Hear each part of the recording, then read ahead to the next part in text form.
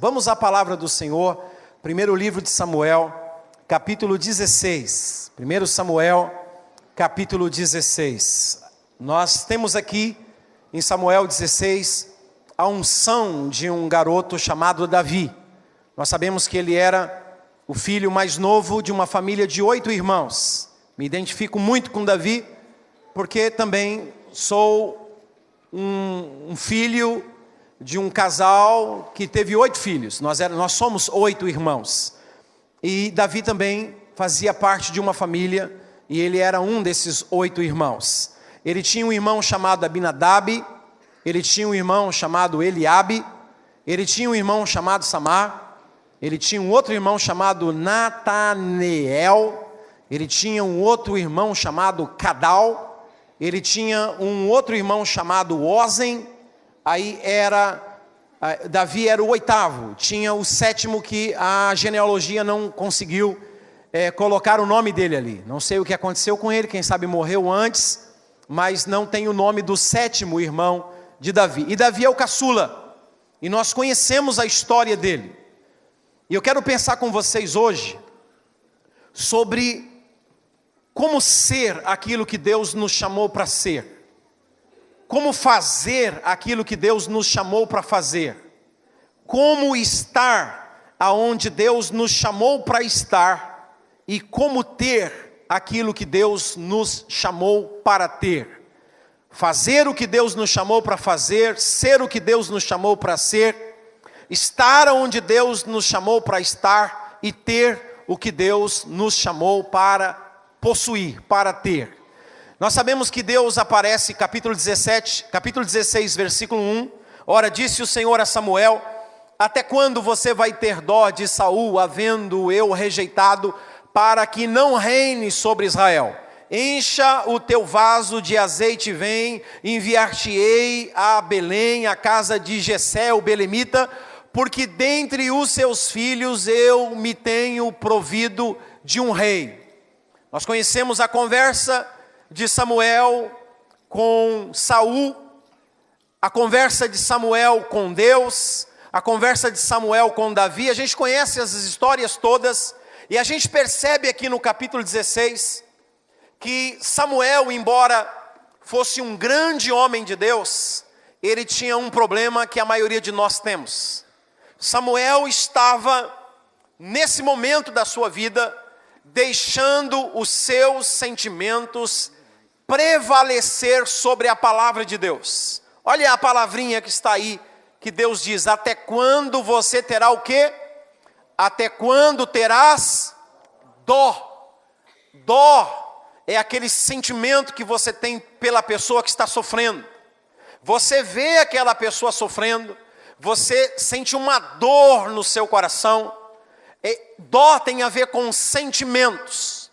Só que o texto diz: até quando você vai ter dó de alguém que eu já o quê? Já rejeitei.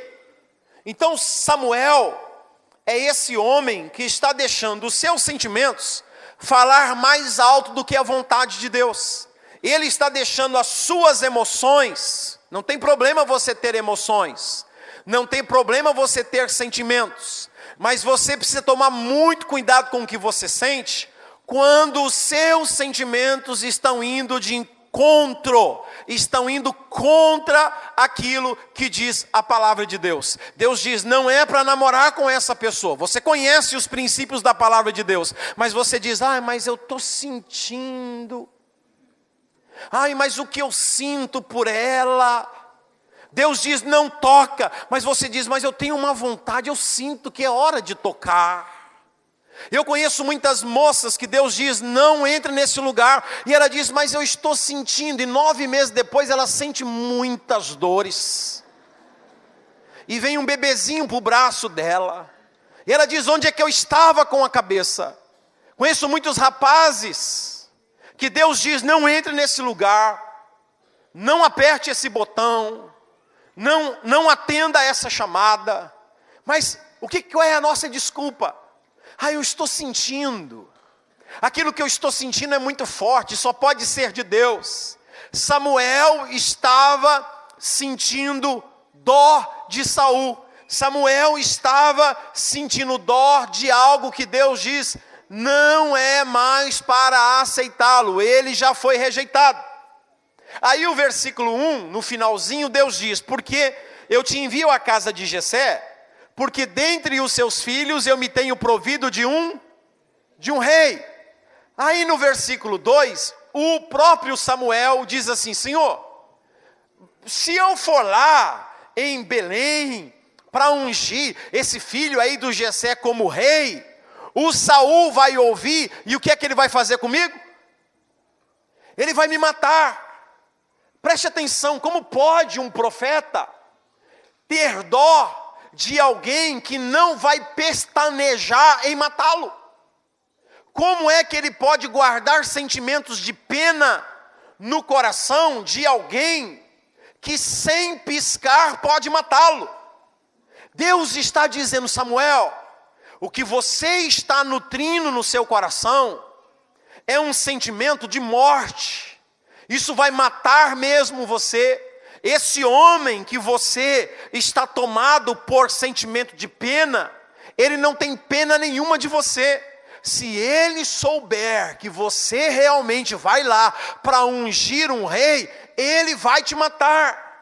Deus está dizendo para nós, cuidado com os seus sentimentos, porque por causa dos seus sentimentos, você pode preservar no seu coração alguma coisa que no futuro vai matar você. Cuidado com os seus sentimentos, porque com os seus sentimentos você pode guardar dentro de um baúzinho alguns vícios que no futuro vão matar você, alguns prazeres na vida que lá na frente vão destruir você.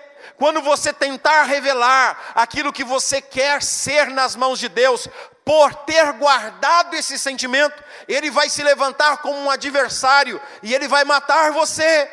Quantos estão me entendendo, por favor, diga amém. Então diga à pessoa que está do seu lado aí, cuidado com os sentimentos. Valorize a palavra de Deus.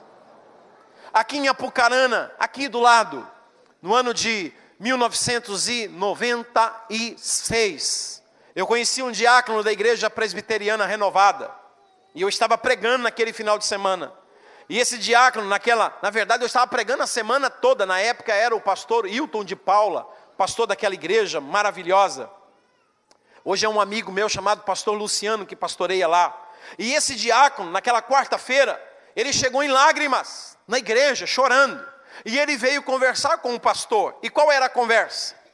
Ele era um motorista de caminhão, ele era um caminhoneiro, não era o trabalho que ele queria exercer, mas por necessidade, para suprir as necessidades da família, para não deixar faltar nada em casa, ele, por ter carteira de motorista de caminhão, ele aceitou esse trabalho e foi trabalhar, estava indo bem.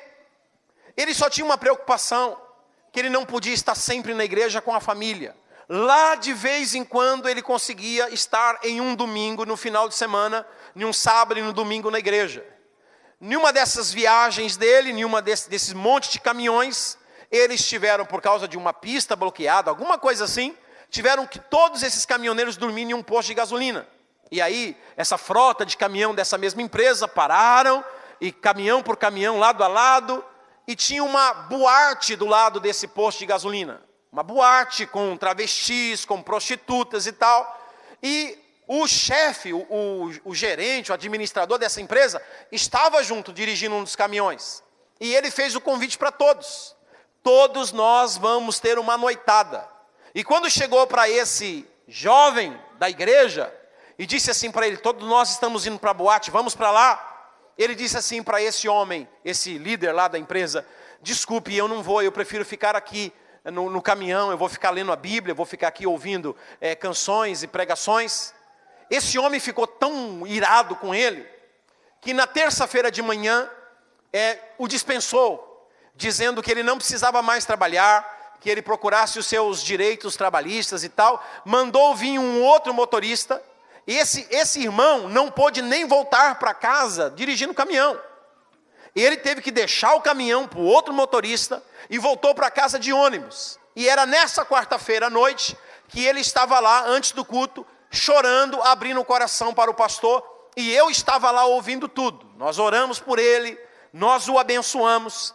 Quando foi no domingo, o coração dele, o rosto dele, a Bíblia fala que o coração alegre aformoseia o rosto dele estava brilhando, ele estava em uma alegria, contando para o pastor, abraçando o pastor, chorando, e eu cheguei perto para escutar a conversa, e ele contando a história para o pastor, ele disse: pastor, não deu nem uma semana, pastor, eu fui despedido na terça-feira, eu não tinha condições nenhuma de trabalhar nesse lugar, pastor, eu não tinha condições de vir para a igreja, e agora, pastor, agora na sexta-feira, eu já arrumei um emprego, que eu vou começar a trabalhar na segunda-feira, eu vou ganhar 3 vezes mais, e eu vou trabalhar aqui na cidade, e todo final de semana eu vou poder estar na igreja com a minha família, louvando ao Senhor.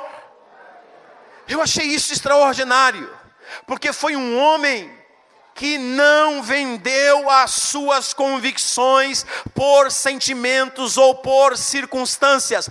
Todo mundo está indo para a boate, ninguém está vendo, todo mundo vai dançar, mas ele diz: eu tenho compromisso com a palavra de Deus, eu perco o meu emprego, mas eu não sujo o nome de Deus, eu vou honrar o nome de Deus. E a palavra de Deus diz: honrarei aqueles que me honrarem. Esse rapaz honrou Deus na segunda-feira de madrugada, e na sexta-feira ele já estava com um emprego para ganhar 3 vezes mais, e poderia servir a Deus na igreja com a sua família. Cuidado com os seus sentimentos, eles podem te enganar. A segunda lição que eu tiro daqui é o seguinte: cuidado com as aparências. Versículo 7. Samuel olhando para Eliabe, versículos 6 e 7, quando Eliabe entra, o Samuel diz assim: certamente está perante o Senhor o seu ungido. Quando Samuel olhou para a aparência de Eliabe, ele diz: sem sombra de dúvida, esse é o cara. Então, em primeiro lugar, não deixe os seus sentimentos prevalecerem sobre a palavra. Em segundo lugar, não deixe a aparência substituir o conteúdo. Não deixe a aparência enganar você. Se enganou Samuel, o homem de Deus, pode enganar você.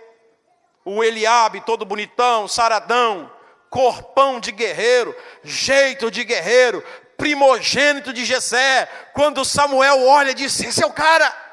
Ele é o cara que tem jeito de rei, tem aparência de rei, tem porte de rei. Mas Deus diz: Samuel, não toca nesse cara, porque isso aí é uma casca grossa, é só a aparência, por dentro está tudo podre.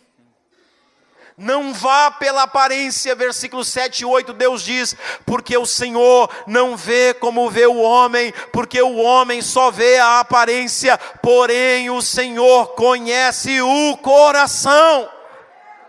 Cuidado, para você não ir pela aparência. Quando eu era menino, eu gostava muito de roubar goiaba. Quem é menino que não gosta de roubar goiaba, né? Eu gostava muito de roubar goiaba. E eu lembro que tinha uma escola perto de casa, e eu e os meus amigos pulavam assim o muro. Meu irmão também que está aqui, vivia pulando aquele muro para a gente roubar goiaba e caqui. E eu lembro que um dia, era um dia meio chuvoso, na hora que eu pulei o muro assim, eu vi assim num pé, bem no canto do muro, uma enorme, uma goiabona amarelona linda. E aí eu falei: essa vai ser minha. E aí eu despistei meus amigos: não, por aqui não tem goiaba, vamos lá para o fundo e tal. E quando todos eles foram lá para o fundo, eu voltei correndo para aquele pé de goiaba no canto do muro. E eu disse: essa goiabona é minha. E eu fui, pé de goiaba, você sabe que é escorregadio, e eu fui me arriscando lá, caí daquele lugar, consegui pegar aquela goiabona. Eu desci daquela árvore, olhei para aquela goiaba, e eu disse: mas eu vou comer gostoso essa goiaba. Quando eu abri a boca para dar aquela dentada, aquela mordida, Deus teve misericórdia de um coró que estava lá dentro. Deus diz assim para o coró: encolhe, encolhe, encolhe, senão você vai morrer. Quando eu mordi aquela goiaba, eu dei de cara, não foi com um bichinho de goiaba não, esses bichinhos de goiaba pequenininho não, que eu tenho um irmão que esses dias foi lá em casa, e lá tem um pé de goiaba, e aí ele começou a pegar as goiabas assim, começou a comer. Eu falei: Emerson, cuidado com os bichinhos da goiaba, essa goiaba está cheia de bichinho. Ele falou: quer cuidado com o bichinho tem que tomar cuidado comigo, ó. E comendo a goiaba. Falei, meu Deus, que filosofia. Mas nesse dia, essa goiaba, o coró, era um coró. Ele se encolheu assim, tinha aquela cabecinha preta assim, fez assim para mim assim. Me deu um nojo tão grande que eu fiz essa goiaba voar longe. E alguém disse para mim que pior do que encontrar esse bicho na goiaba, seria se eu encontrasse só a metade do bicho na goiaba. Quer dizer que a outra metade eu já tinha mordido, né? E eu lembro que eu joguei essa goiaba longe. Deixa eu dizer uma coisa para você. Cuidado com a aparência. Porque tem gente que você olha, parece um goiabão. Mas Deus diz assim, não morde não, meu filho, que você não sabe o tamanho do coró que está aí dentro. Cuidado com as aparências. Conheci uma moça, não vou dizer o nome da cidade, por ética, mas eu lembro de um pregador, ele subiu num púlpito, eu estava lá junto com aquela turma, uns 20 anos atrás, e aquele pregador trouxe uma mensagem sobre o sacerdote Eli e o juiz, foi uma coisa linda, uma pregação maravilhosa, e essa moça me cutucava e dizia assim, é ele que vai ser o meu. Falei, como assim? É ele que vai ser o meu marido, eu quero um homem assim. E eu disse, mas você nem conhece o cara? Não, mas eu quero pregador. E eu disse para ela, não, mas o cara pode ser um pregador e ser um perverso no seu caráter. O cara pode pregar muito bem, mas não ter maturidade para casamento, pode não ter estrutura. Não, eu tenho que chegar logo. E naquela mesma noite, terminou o culto, ela foi a primeira lá para cumprimentar o cara. E cumprimentou, e disse que a sua mãe era uma pregadora, e que se pudesse tomar café na casa, e eu vi ela combinando com o cara para o camarada ir tomar café na casa, durante aquela semana que ele estava na cidade. E foi. E numa quinta-feira, nos encontramos, e ela disse assim, já estamos namorando. Eu falei, o quê? Ela disse, nós já estamos namorando. Eu falei, não faz isso, irmã, você não conhece. É homem de Deus, é pregador. Orou lá em casa, orou na igreja. Eu disse, eu sei, mas uma semana, você não sabe quem é o cara. Não, é de Deus, porque eu tenho que aproveitar logo, porque senão entra outra aí na frente, então eu tenho que casar logo. Essa irmã casou. Você sabe quanto tempo durou o casamento dela? Ela casou 90 dias depois. Você vê que o negócio foi rápido, né? 90 dias depois ela estava casando com esse camarada. Sabe quanto tempo durou o casamento dela? Pessoas que falam, 5 meses, 1 ano, isso é uma eternidade. O casamento dessa irmã durou menos de um dia. O casamento dela durou 8 horas. Eles saíram da igreja, foram tirar algumas fotos do casamento e foram para o hotel para passar a lua de mel. Nessa noite, ele estuprou a sua esposa, porque ela não queria o sexo anal, mas ele disse, agora você é minha esposa e vai fazer o que eu quero. E forçou a sua esposa na lua de mel a ter um relacionamento sexual anal. Essa moça abandonou o hotel, chorando, sangrando, em lágrimas, machucada. Casou com um pregador, mas que era um monstro. Casou com um camarada que não tinha temor de Deus e não respeitava a mulher, mas era um pregador. Então, pelo amor de Deus, cuidado com essa história. Eu quero casar com um cantor. Eu quero casar com uma cantora. Eu quero casar com um pregador. Eu quero casar com uma pregadora. Quero casar com uma missionária, com um missionário. Cuidado! Não vá pela aparência, vá pela essência. Primeiro sonde o caráter dessa pessoa. Mas ele tem o cabelinho Chanelzinho, eu gosto tanto do cabelinho Chanelzinho dele. Ele chega com a chavinha do carro assim, todo burguesinho. Fica tão bonitinho com aquele olhinho dele. Cuidado. Aí tá lá, desculpe o Zezinho, mas tá lá o Zezinho que você olha assim, não tem nada. Não tem nem uma motinha. Mas estava lá na tenda orando, buscando a Deus. E o Zé bonitinho que chegou aí, que você está toda babando, não sabe nem o que é orar. Mas você está indo pela aparência. Mas o outro lá é crente até debaixo d'água. Eu não estou dizendo que você não vai olhar. Poxa, eu gostaria tanto que fosse uma bonita, um rapaz bonito e tal. Mas cuidado! porque se isso for a sua prioridade, a aparência, se não tiver essência, você pode se dar muito mal na vida. Portanto, escute a voz de Deus, como Deus diz para Samuel: não olhe para a aparência da pessoa, porque eu, o Senhor, não vejo a aparência, eu vejo o coração. Olhe para a essência da pessoa, conheça a pessoa, com quem você vai fazer sociedade, com quem você vai casar, com quem você vai estabelecer o seu ministério. Cuidado com as aparências. Você pode dizer isso para a pessoa que está do seu lado? Cuidado com os goiabões da vida.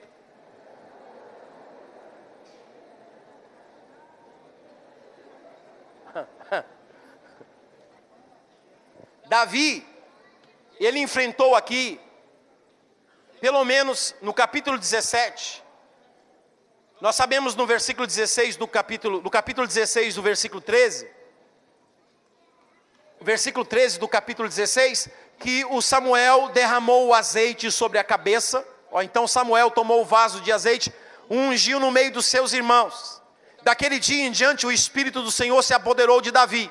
Olhem para mim, isso daqui não é uma unção real. O nosso problema como cristãos é que a gente não sabe diferenciar o que é uma unção real e o que é uma unção profética. A gente não sabe diferenciar o que é uma ação real de Deus e o que é uma ação profética. A gente não sabe diferenciar o que é uma palavra real de Deus e o que é uma palavra profética.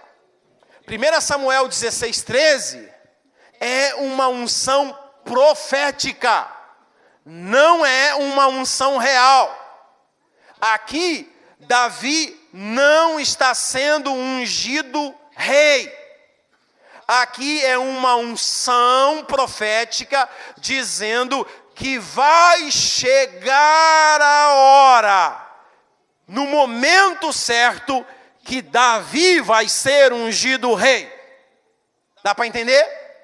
Ele foi ungido primeiro no meio dos seus irmãos, depois ele foi ungido sobre a menor parte de Israel, Judá, e só depois, em Samuel capítulo 5, é que ele vai ser ungido como rei sobre toda a nação de Israel. Em Samuel capítulo 5 é a unção real. Em Samuel capítulo 16 é uma unção profética. Em Samuel capítulo 16 é aquilo que Deus diz que Davi um dia vai ser. E em Samuel capítulo 5, é Deus cumprindo aquilo que lá no passado ele disse que Davi iria ser. Agora você é. Quantos me entendem, por favor?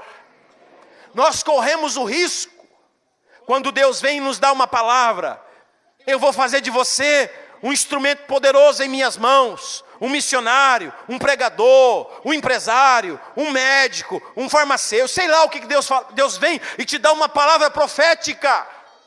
Deixa eu falar dentro do meu contexto de pregador, de pastor, de missionário. Quantas pessoas que Deus vem, libera uma palavra profética para esse rapaz, para essa moça, dizendo: você vai ser um pregador, você vai ser uma mulher de Deus, você vai ser um homem de Deus. Mas é uma palavra profética, não é uma palavra real. Deus não está dizendo o que ela é, Deus está dizendo o que ela vai se tornar no futuro. À medida em que ela vai andando em obediência, a unção profética vai se transformar em uma unção real. Qual é o nosso problema? É que a gente não sabe agir como Davi. Davi recebe a unção dentro da casa dele, e ele é um garoto de 17 anos, mas ele tem discernimento. Ele sabe que essa unção não é uma unção que foi derramada na sua cabeça por causa daquilo que ele é, porque ele é um simples pastor de ovelha. Ele é o filho mais novo daquela família. Ele não tem aparência de guerreiro, ele não tem jeito de guerreiro, ele não tem experiência de guerreiro, ele não tem fama de guerreiro, ele não tem nada de guerreiro. Ele é um garoto de 17 anos, e ele sabe que essa unção veio como uma unção profética. Não é o que eu sou, é aquilo que essa unção vai me capacitar a ser no futuro. Por isso ele não sai na casa dele batendo no peito e dizendo assim: Eliabe, o que é que diz o texto? O ungiu no meio dos seus irmãos. Ele poderia muito bem olhar para o Eliabe, para o Abinadab, para o Ozen, para o Cadal, para o Netanel, para o Samar. Ele poderia muito bem chamar os seus irmãos e dizer: a partir de hoje, eu quero respeito para o rei aqui. Vocês têm que me respeitar, porque agora eu sou rei.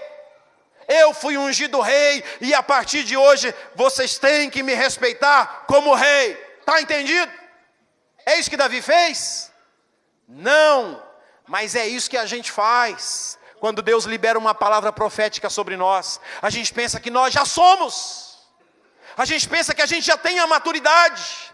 A gente pensa que a gente já alcançou. Quando é uma palavra profética, para a gente caminhar em obediência, até que a palavra profética seja cumprida nas nossas vidas. Davi não fica batendo no peito pelas ruas de Judá, dizendo: população de Judá, olha aqui, eu nem tomei banho ainda, ó, o azeite está aqui na minha cabeça, o profeta Samuel derramou, nem vou tomar banho para esse azeite ficar para sempre na minha cabeça. Ele não sai falando assim. Samuel 17, versículo 17. O pai de Davi diz: Davi, vem cá, meu filho. Pois não, pai. Pega esse queijo, pega esses pães e vai levar para os seus irmãos que estão no campo de batalha. O Davi pega os pães, o Davi pega os queijos, e Davi sai em obediência ao seu pai para servir os seus irmãos no campo de batalha. Sabe o que eu aprendo com Davi? Que Davi sabe ficar no anonimato. Davi sabe ficar debaixo da proteção de Deus. Davi sabe aguardar o tempo de Deus para a sua vida. Eu sei que eu fui ungido rei, mas ainda eu não sou rei. Portanto, por enquanto, eu vou cuidar das ovelhas do meu pai. Vou continuar cuidando dessas ovelhinhas. Eu vou continuar obedecendo o meu pai, chamando ele de Senhor. Eu vou continuar pegando os pães e os queijos e obedecendo a ordem do meu pai. Eu vou continuar servindo os meus irmãos.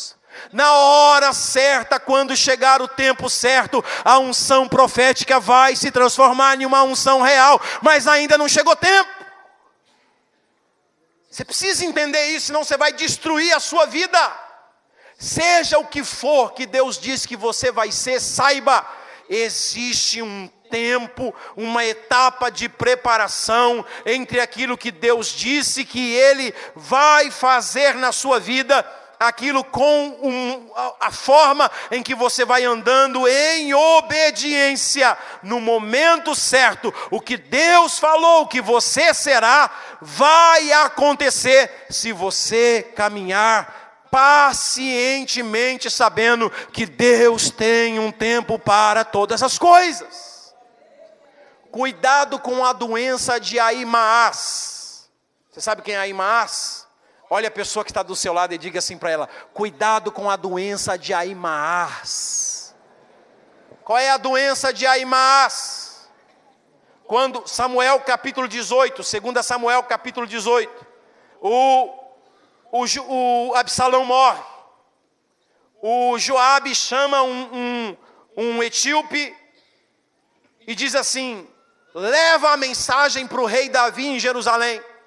E o etíope sai correndo. E correndo. Aí estava lá o Ahimaás. O Ahimaás disse assim: ô Joabe, deixa eu levar uma mensagem para o rei também. E o Joabe disse assim: não, ô Ahimaás, o etíope já foi na frente. É o etíope que vai ganhar a recompensa. Ele já foi, eu já liberei o etíope para ir na frente entregar a mensagem para o rei Davi. E o Ahimaás disse: não, mas deixa eu ir, eu quero ir, deixa eu ir, Joabe, deixa eu ir. Ele perturbou tanto Joabe, que o Joabe disse assim: então tá, Ahimaás, pode ir levar a mensagem para o rei Davi então, mas saiba que você não vai receber galardão. E o Ahimaás então sai correndo. E o capítulo 18 de 2 Samuel diz o seguinte: que Ahimaás conhecia um atalho. Ele era muito espertinho. Ele sabia que o etíope ia dar a volta lá pelo caminho real, e que ia demorar um tempo para ele chegar em Jerusalém. O Ahimaás disse: deixa eu ir na frente, e saiu correndo. E ele sabia um caminho que era um atalho, e ele cortou, ele pegou o atalho. Quem pega atalho chega mais rápido. E ele pegou o atalho e chegou na frente. E aí o comandante olha lá e diz: Davi, vem vindo alguém correndo aí, parece o caminhar de Ahimaás, ou a corrida de Ahimaás. Não, é um rapaz de bem, deixa ele vir. Aí chegou Ahimaás lá, bem na frente do africano.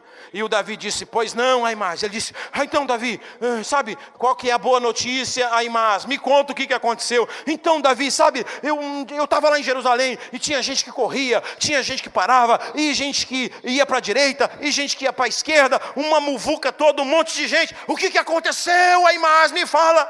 Aí o Ahimaás disse: estava um movimento tão grande, Davi, que eu não sei o que aconteceu. Pode ler lá.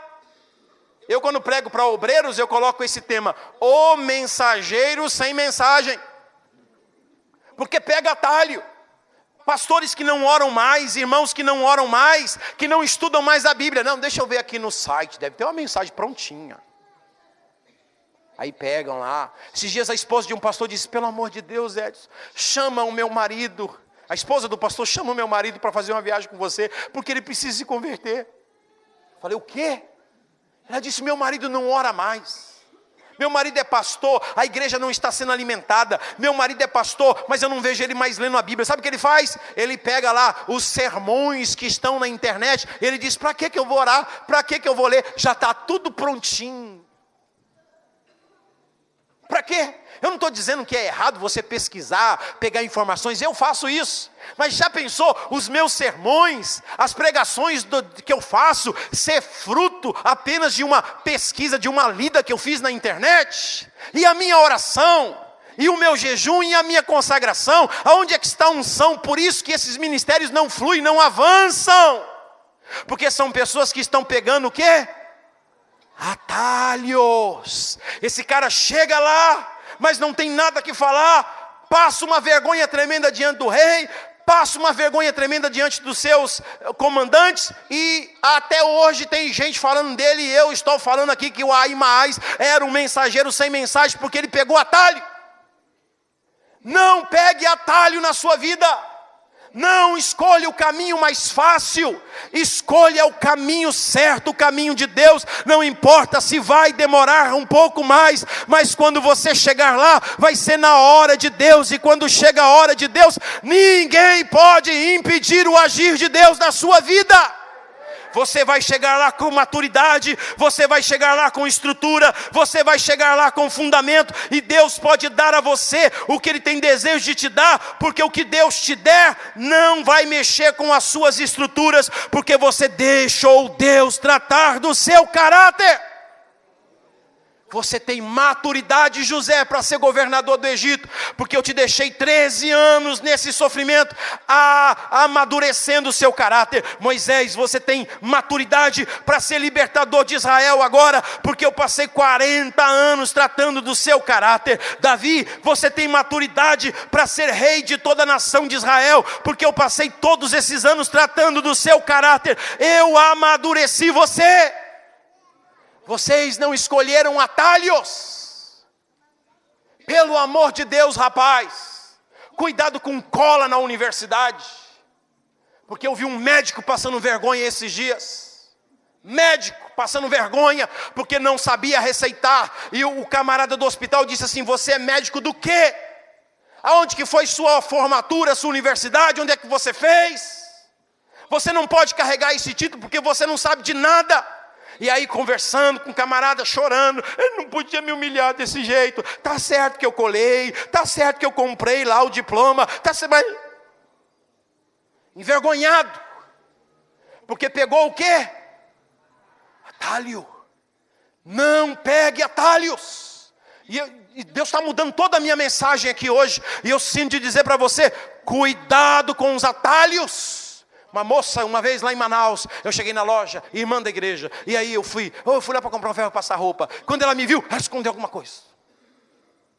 E eu cheguei, eu ia para um lado assim, que eu estava curioso, sabia o que ela estava escondendo.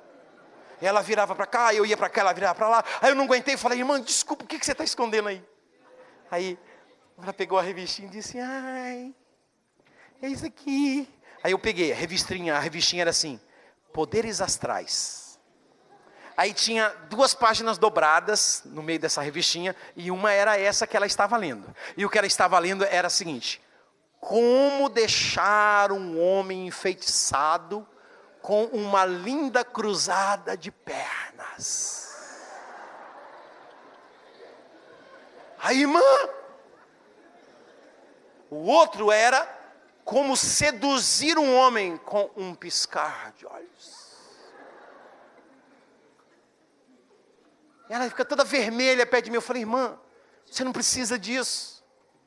O Espírito Santo não precisa. Você não precisa usar da sensualidade para conquistar um homem. Você vai conquistar um urubu.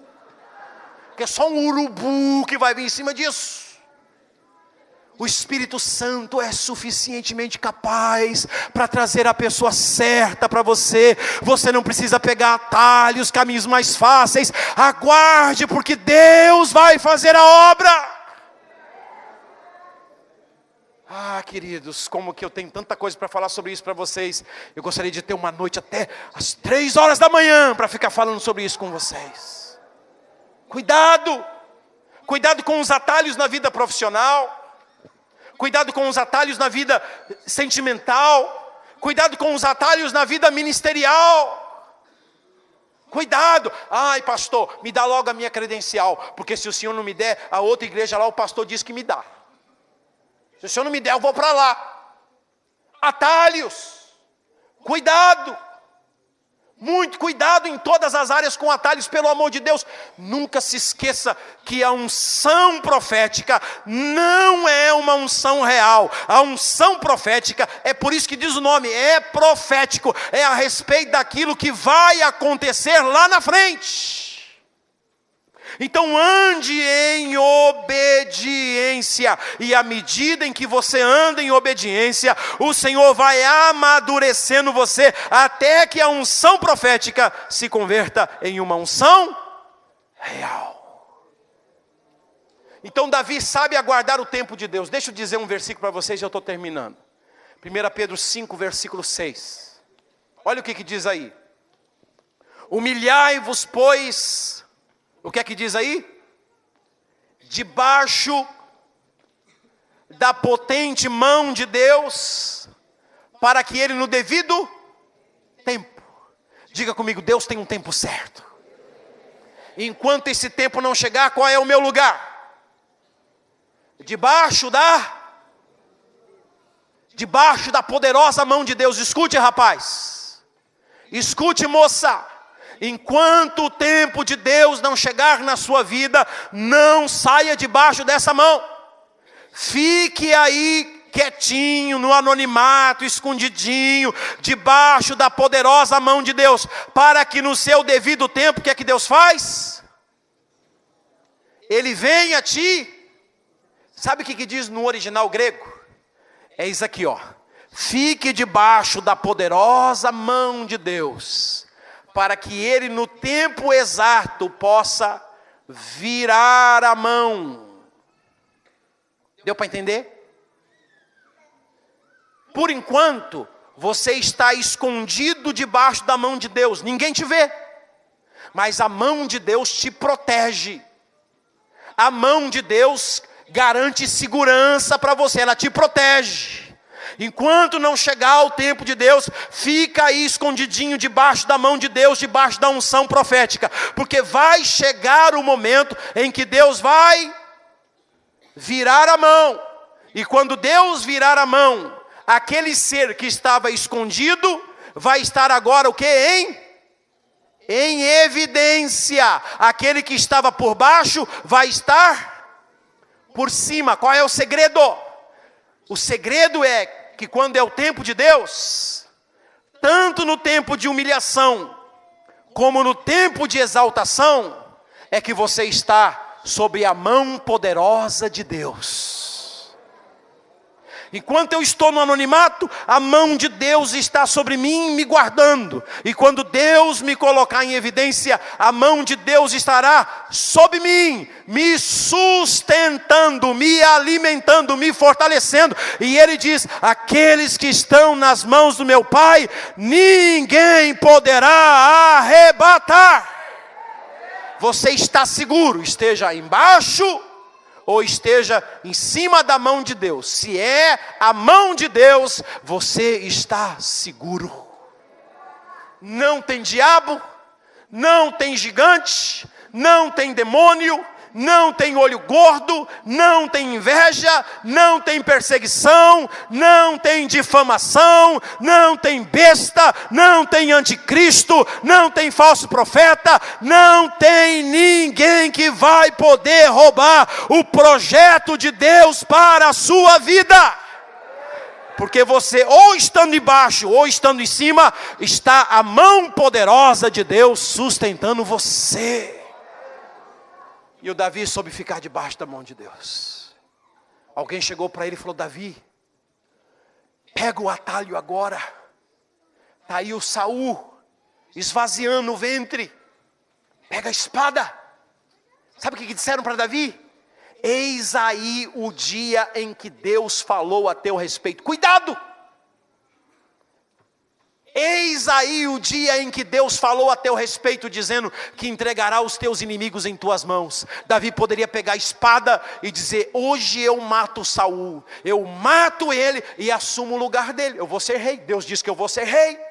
Então eu vou fazer alguma coisa, eu vou projetar, eu vou na força da carne, eu vou destruir quem está no meu caminho, para que eu seja aquilo que Deus me chamou para ser. Cuidado!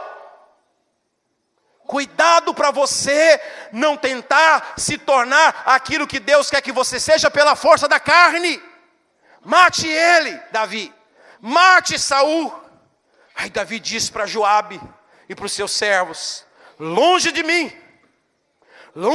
mim estender as minhas mãos contra o ungido do Senhor. Foi o Senhor que ungiu.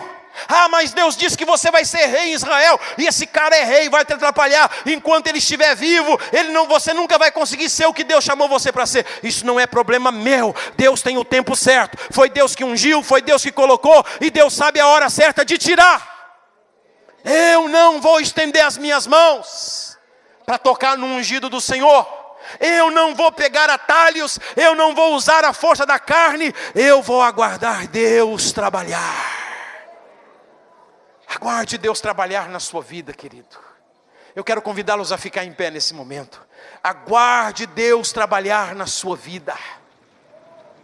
Não pegue atalhos em nome de Jesus.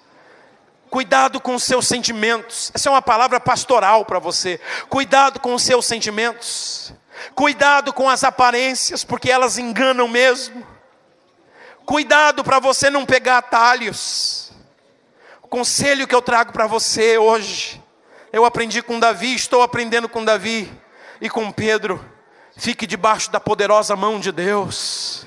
Se é tempo de humilhação, fique aí debaixo da poderosa mão de Deus. Se é tempo de anonimato, de não ser conhecido, fique aí debaixo da poderosa mão de Deus. Se é tempo de semear e não de colher, fique aí debaixo da poderosa mão de Deus. Porque chegará o tempo em que as barreiras vão cair. Chegará um tempo em que os principados e a potestade serão repreendidas. Chegará um tempo em que os governadores das trevas não poderão mais agir. Chegará um tempo em que homem algum vai poder impedir. E Deus vai virar as mãos. E todo Israel vai ver o homem segundo o seu coração sendo exaltado como rei sobre toda a nação. A unção profética se transformou em uma unção real. Continue orando. Continue sendo dependente de Deus. Continue dobrando os seus joelhos. Continue dizendo: Deus, Tu és soberano. Tu estás no controle. O Senhor tem a hora para todas as coisas. Continue entregando pão e queijo para os seus irmãos. Continue cuidando das ovelhas no pasto. Continue sendo obediente. Continue.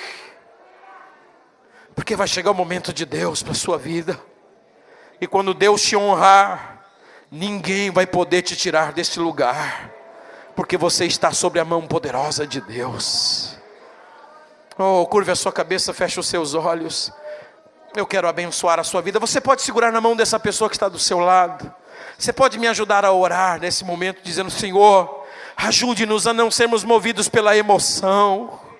Não deixe os nossos sentimentos prevalecer sobre a sua palavra. Ajude a gente a tomar cuidado com os nossos sentimentos, Senhor. Quantos ministérios destruídos pelo sentimento, quantos casamentos destruídos por aquilo que a moça sentiu, o homem sentiu, quantas empresas foram à falência por causa de sentimentos. Senhor, tem misericórdia de nós. Nunca permita que o nosso sentimento prevaleça sobre a sua palavra, independente do que sentimos ou não, que prevaleça a tua palavra nas nossas vidas.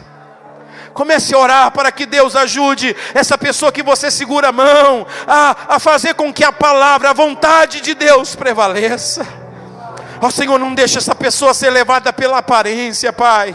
Não deixe essa pessoa ser levada pelo estereótipo. Não deixe essa pessoa ser levada pelas ações. Mas ajude essa pessoa a olhar para as motivações do coração, para o fundamento, para o caráter e não para o carisma. Ajude, Senhor, essa pessoa a discernir o que é de Deus e o que não é. Não pela aparência, mas pela essência, Senhor. Ó Deus, ajuda-nos, Senhor. Ajuda-nos, Espírito Santo. Ajuda-nos a não cortar caminho, a não pegar atalhos. Senhor, quanta gente com caráter fraco hoje. São pessoas de 40, 50, 60 anos de idade, mas não são mais confiáveis, porque pegaram atalhos a vida toda. Quantos ministérios que não têm mais credibilidade, porque esses homens pegaram atalhos. Quantos rapazes, quantas moças que já vivem em uma vida sem crédito, porque estão pegando atalhos. Ajuda esse rapaz a entender que ele precisa passar madrugadas e madrugadas com o rosto em cima dos livros, lendo, escrevendo, meditando. Ajuda essa moça a entender que a cola só vai enganá-la a si mesmo, mas que ela seja uma pessoa de propósito. Eu não vou pegar atalhos. Eu sei que é um caminho mais difícil, mas eu vou amanhecer estudando, eu vou amanhecer lendo, mas eu vou ser uma pessoa verdadeira. Eu não vou me enganar e nem vou enganar ninguém. Senhor, ajude esse pregador que prega essa noite a nunca pegar atalhos na vida, Pai. Ajuda cada irmão que me assiste pela internet, que me escuta agora através de um CD. Meu Deus, em nome de Jesus, não deixa a gente pegar atalhos no casamento, na vida financeira, na vida profissional, no ministério. Livra a gente de atalhos, Senhor. Que a gente ande pelo caminho da Tua palavra. Se tiver que passar pela cruz, nós vamos passar pela cruz, porque nós sabemos que ainda que tenha a sexta-feira da cruz, nós sabemos que por esse caminho vai ter o domingo da manhã da ressurreição. A gente sabe que seremos vencedores, nós sabemos disso. Ó Espírito Santo, queridos, há uma unção de Deus muito forte aqui. Que essa unção despedace todo jugo hoje, em nome de Jesus. Eu abençoo a sua vida, eu abençoo a sua casa, eu abençoo a sua família, eu abençoo o seu ministério, eu abençoo o seu físico, eu abençoo a sua vida profissional, eu abençoo a sua vida financeira. Eu chamo a bênção do Deus de Abraão sobre a sua vida, em nome de Jesus de Nazaré. Receba em nome de Jesus. Oh, aleluia. Diga a essa pessoa que você segura a mão, diga assim para ela: eu te abençoo essa noite. Diga para ela: eu te abençoo em nome de Jesus. Que você seja tudo que Deus te chamou para ser, no tempo certo de Deus. Ou quem recebe essa palavra, diga amém. Vamos dar um aplauso bem forte para Jesus. Obrigado, Senhor. Obrigado, Senhor.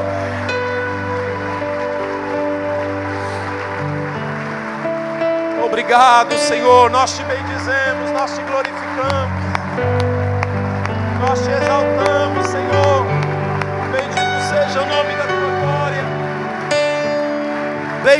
Bem forte para Jesus de Nazaré, o Rei dos Reis, o Senhor dos Senhores. Glória a